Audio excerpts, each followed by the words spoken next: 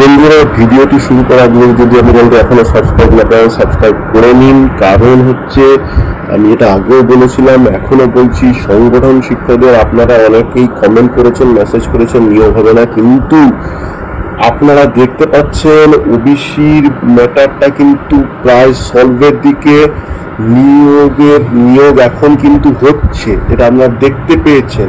আপনারা নিয়োগ এখন হচ্ছে, যেমন এসএসসি নিয়োগ হচ্ছে, এবং এটা প্রাথমিকেরও অনেক কিন্তু ডিপিএসসি থেকে ভ্যাকেন্সি কালেক্টের কিছু আভাস পাওয়া যাচ্ছে। এবার কিন্তু প্রাথমিকে যদি নিয়োগ হয় এবং যদি পেন্ডিং কোর্ট কেস থেকে নিয়োগ হওয়ার সম্ভাবনা হয়, সেক্ষেত্রে অর্গানাইজার টিচাররা কিন্তু আমি বারবার বলেছি অনেকটা এগিয়ে রয়েছে।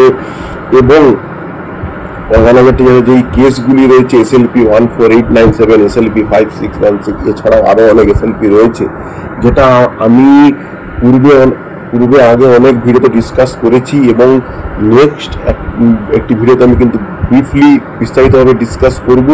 এবং আপনারা কিন্তু, আমি আগেও বলেছি এখনও বলছি, সিনিয়রিটি মেনটেনের ব্যাপারটা কিন্তু আসার সম্ভাবনা প্রবল রয়েছে। সেক্ষেত্রে যারা সিনিয়রিটি রয়েছে, সিনিয়রিটি বলতে গেলে যাদের অভিজ্ঞতা বেশি, সেক্ষেত্রে কিন্তু অভিজ্ঞতা বেশি, তাদের কিন্তু সম্ভাবনা প্রবল, এবং সকল ক্ষেত্রেই সম্ভাবনা প্রবল।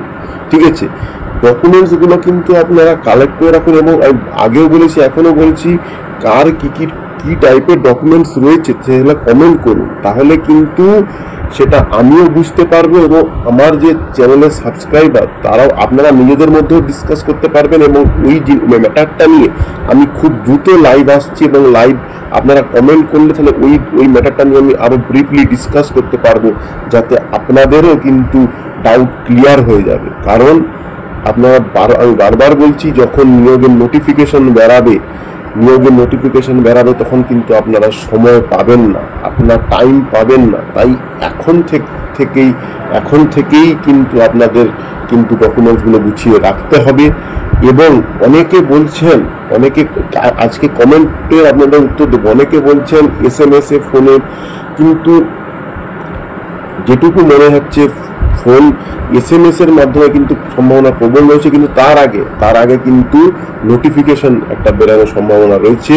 তারপর নোটিফিকেশনটা বেরালেই আপনারা প্রত্যেকেই, আশা করি ওই নোটিফিকেশনেই কিন্তু আপনারা প্রত্যেকে আপনাদের সন্দেহ নিরাসন হবে, ডাউট ক্লিয়ার হবে। কারণ ওইখানেই এবার নোটিফিকেশনে অনলাইন অ্যাপ্লাই করতে দেয় না অফলাইন অ্যাপ্লাই হয়।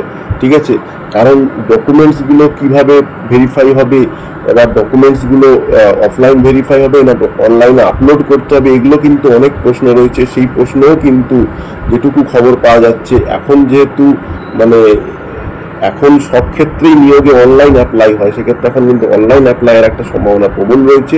এবং যখন আপনাদের কাউন্সেলিং এগুলো হবে, তখন কিন্তু আপনাদের অফলাইনে ডকুমেন্টসগুলো সাবমিট করতে হবে, ডকুমেন্টসগুলো ভেরিফাই হবে।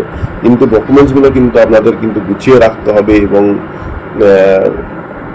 মেন আমার যে কমেন্টসগুলো অনেকে বলছেন, ট্রেনিংয়ের ব্যাপারটা সবচেয়ে ধন্দের ডাউট হচ্ছে ট্রেনিংয়ের ক্ষেত্রে যদি সিনিয়রিটি বেস মেনটেন হয়, তাহলে কিন্তু যারা সিনিয়র রয়েছেন তাদের ক্ষেত্রে ট্রেনিং অভিজ্ঞতাটাই আশা করি কাজে লাগবে।